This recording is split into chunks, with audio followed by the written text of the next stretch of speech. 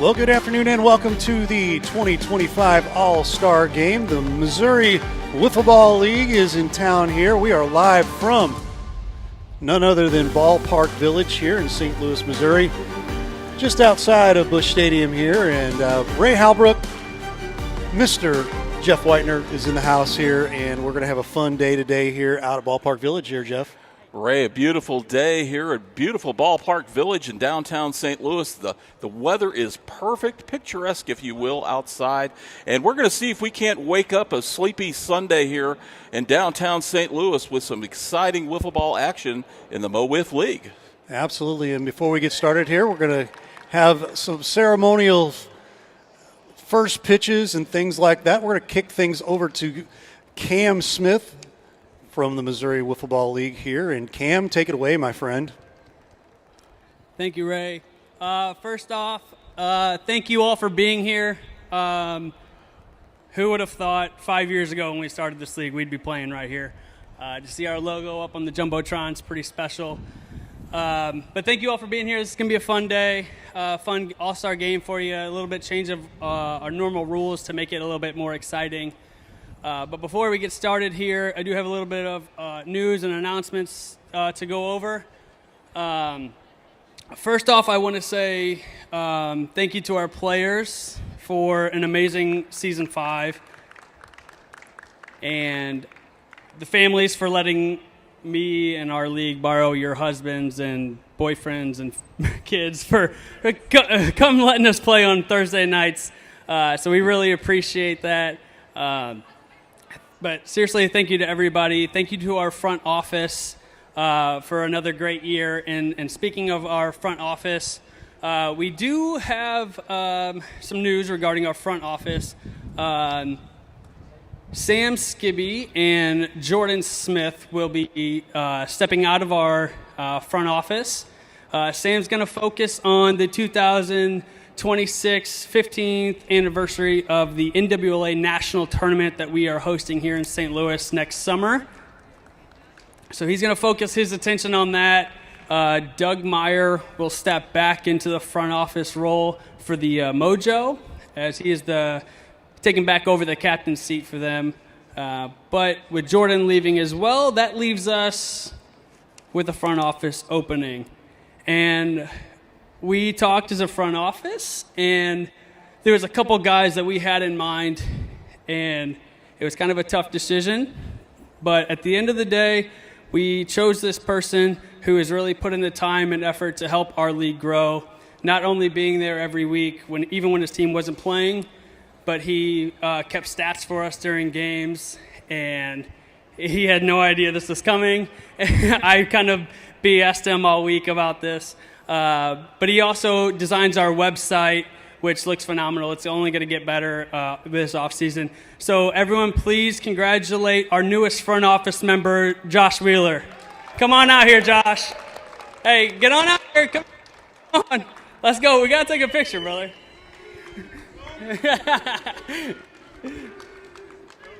Sorry. Come here. Congratulations, brother. Come here. Let's take a picture.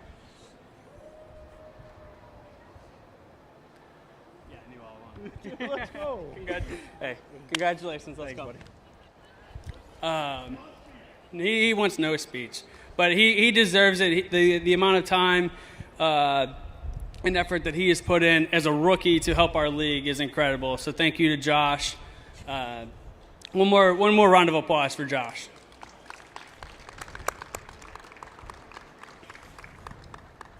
All right, and before we get into our All-Star game, I do want to give another thank you to a certain team. Our Season 5 was one of our most competitive seasons we've ever had, and a phenomenal playoffs, and I can't go without saying a big congratulations to Brian Hunter and the Thunderbirds for winning our Season 5 championship.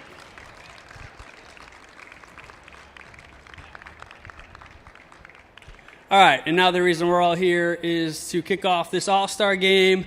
We have a special someone here who is going to throw out our first pitch. So please help me welcome our first ever commissioner, Mr. Josh Rogers, as he's going to throw out our first pitch tonight. Come out here, Josh. Come here. Don't throw it yet. All right. For those of you who don't know, Josh Rogers is the first ever commissioner we had. He is a founder here. Me and him kind of put this together 5 years ago along with Cole Layton, wherever he's at. But this here is not possible without Josh, right? The amount of time and effort he put into making season 1 happen, getting us sponsors, putting in all the back work for this league. And with such a special occasion, this isn't something we wanted to do, but if most of you haven't seen, Josh retired from Mo-Wiff officially at the end of the season, so we posted that last week. And we thought with this opportunity that we have, why not do something even more special? And because this wouldn't be possible without Josh, we wanted to be even more special and congratulate Josh as he is going to be the first member into the Mo-Wiff Hall of Fame. So congratulations, Josh Rogers. You deserve it.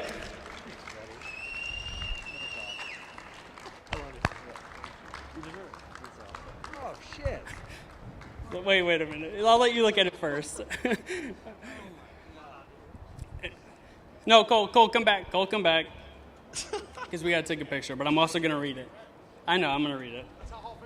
All right, guys, bear with me. I read at a 4-year-old level for my daughter. All right, the Mo-Wiff Hall of Fame, Josh Rogers, Miracle, Empire, Archers, and Thunderbirds from 2021 to 2025. A founding pillar of Mo-Wiff, he helped turn a backyard dream into a lasting legacy. As the league's first commissioner and captain of the Empire, he set the standard for leadership, sportsmanship, and passion for the game. The first player to ever clear the fence in Mo-Wiff history, which that's surprising. I love you, Josh. He was the 2021 Cy Wiffle runner-up. He made his mark not only with his stats, but with his spirit. A true field general, lifted teammates, and embodied what it means to compete with integrity. More than a captain, he was a builder, a leader, and a friend. His impact will forever echo throughout every pitch, every swing, and every new player who picks up a bat. Forever an Empire, forever Mo-Wiff, and forever the first Hall of Famer in Mo-Wiff. Congratulations, Josh Rogers. Pretty cool. All right, let's take a picture, and then we're going to definitely get a speech. Oh, the speech is not happening. Oh, we're looking there. Oh, you're good.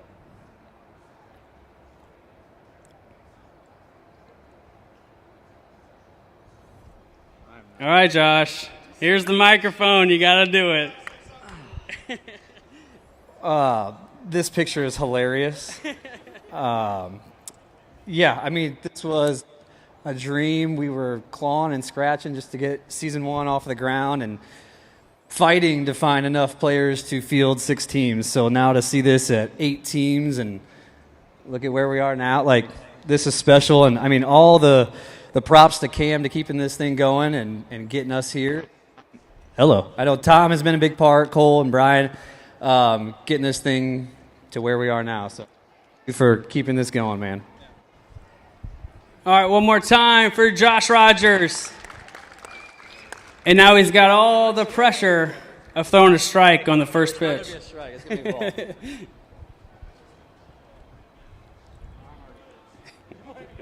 Mine does too. Just a bit outside. Everyone give it up for Josh Rogers, the first member of the Hall of Fame.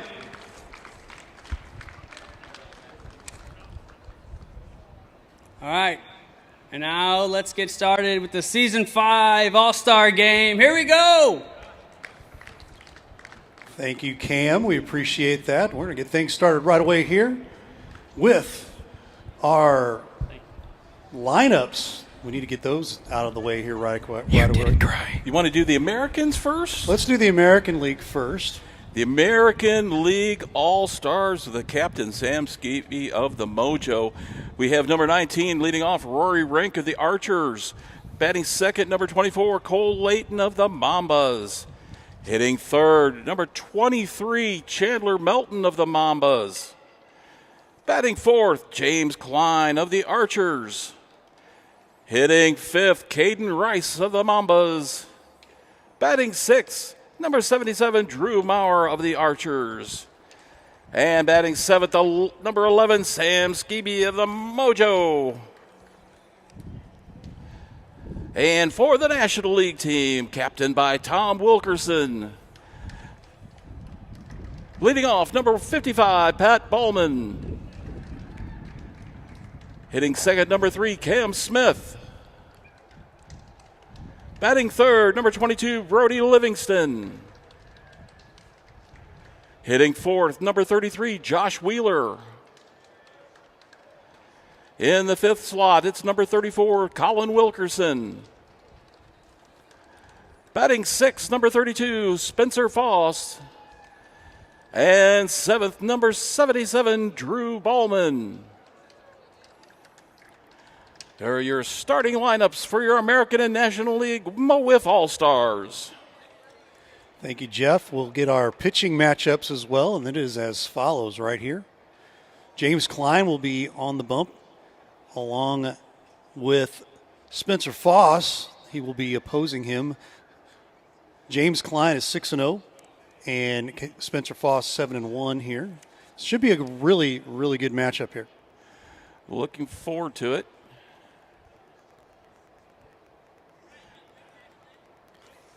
Cool shot there as we get things going. Guys, let's go. Let's get things rolling here. We have the American League batting first. National League will be the home team as we get things started. Rory Rink will be leading off.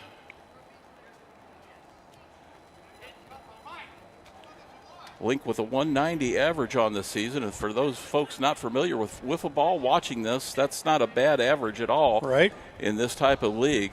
2 home runs on the year, 7 RBIs, 333 slugging percentage, and an on-base percentage of 338. And joining us to fill in the gaps in my knowledge, Ray, and provide color commentary, our Mo-Wiff color man on the day, Mr. Hunter. A little bit of pressure putting on me, right? A little bit of pressure here. Brian Hunter going to be jumping in here and being our color guy. You are going to also be helping us with the rules because each inning there's a different rule. So give us the rule for inning 1 while I throw up the graphic. Yep, so inning 1 and both 1 and 2 are both going to be our regular Mo-Wiff rules. So, we're talking full speed, fast pitch, the same way we play every Thursday. All right. Folks, if you haven't had a chance to check it out, the fast pitch rules and Mo-Wiff rules are pretty unique, but sit back and enjoy. As you mentioned, got some great pitchers on the mound today.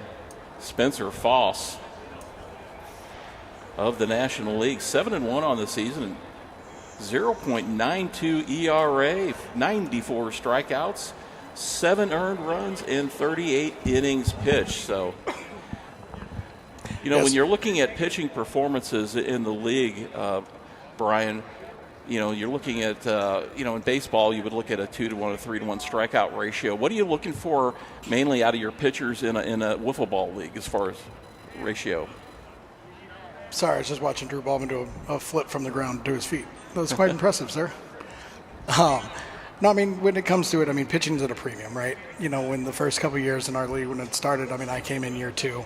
But, every team had an ace, and then, a second pitcher was a viable option.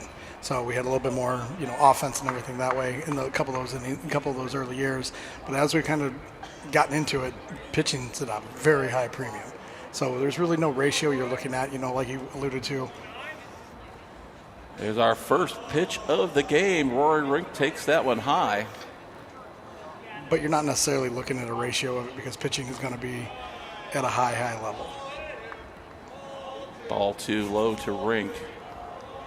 as Foss is trying to zone in. God, I love the sound of that 10. Takes strike one now. Make the count 2-1. Frank looking to start things off with a bang. There's a shot down the line. Pass a diving Brody Livingston.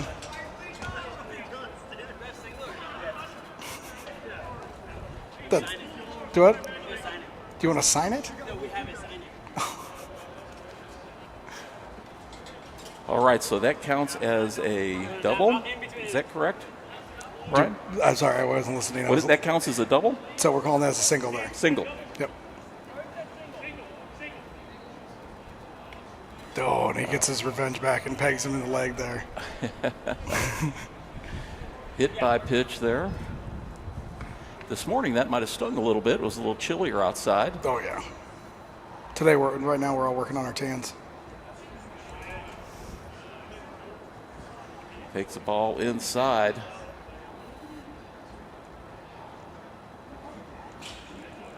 Well, football's going to be a little bit different compared to, baseball where, everybody kind of stays at their dugout, in between, while they're waiting to bat and everything. But, as you see the American League kind of getting their eyes on him, being able to step him behind home plate and be able to see through and watch and see how the ball's moving, what's he throwing, kind of developing a little bit. That one hits the mark. Nice rise ball there. Oh, yeah. Spencer's someone who's got a slew of pitches and throws different pitches with different balls and everything like that. What does Foss has in his repertoire that we need to look for today? Oh, throws a lot of strikes. Throws a lot of strikes, that's for sure. And there's strike two. Clangs off the middle. Foss looking for a fresh wiffle ball. Finds one to his liking. And there is strike three. Layton couldn't pull the trigger.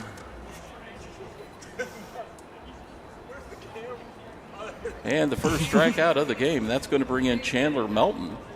Melton, a member of the Mambas, batting .234 on the season. Oh, yeah.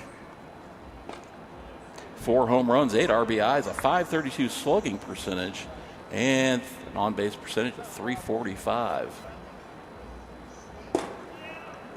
There's a strike ringing off the board. Yeah, the one thing about Spencer is once he gets going, he gets locked in and he's loaded. As we saw in the home run derby today, once the guys got warmed up and in a groove, it was really something to behold.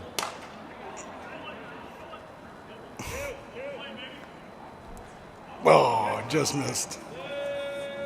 Now explain to the folks at Wide home, left. with that ground ball and he missed the Strike zone. strike zone there, what does that count as? So with the single that Rory had to lead off, that obviously puts him on first. If Cam obviously fields that ball cleanly, if he hits the strike zone there, whether it bounces or on the fly, it's a double play ball. So that was his chance for both. So we still have a runner on. Is that one just the bottom of the zone? You're going to see a lot of that. A lot of times. Yeah. So you're going to see a lot of just nick strike zones like that. It's hard for me to see it because Cam's in the way. So we have 2 away now here in the top of the 5th, still with 1 on with the single. James Klein at bat. Young, athletic young man. Yeah. Put on a show in the home run derby, coming in only 2nd. Yeah. Phosphorus Klein to start this game off. Both of them finalists for our Cy Wiffle Award. Since we call it the Cy Wiffle instead of the Cy Young Award. Klein a 200 average on the season, 6 home runs, 11 RBI. And he looks at strike 3 there, so no runs on 1 hit in the inning. We'll head to the bottom of the 1st. The National will get their crack at the bat. You're watching Mo-Wiff action on live stream STL. So we have coming in Mr. James Klein. And Klein will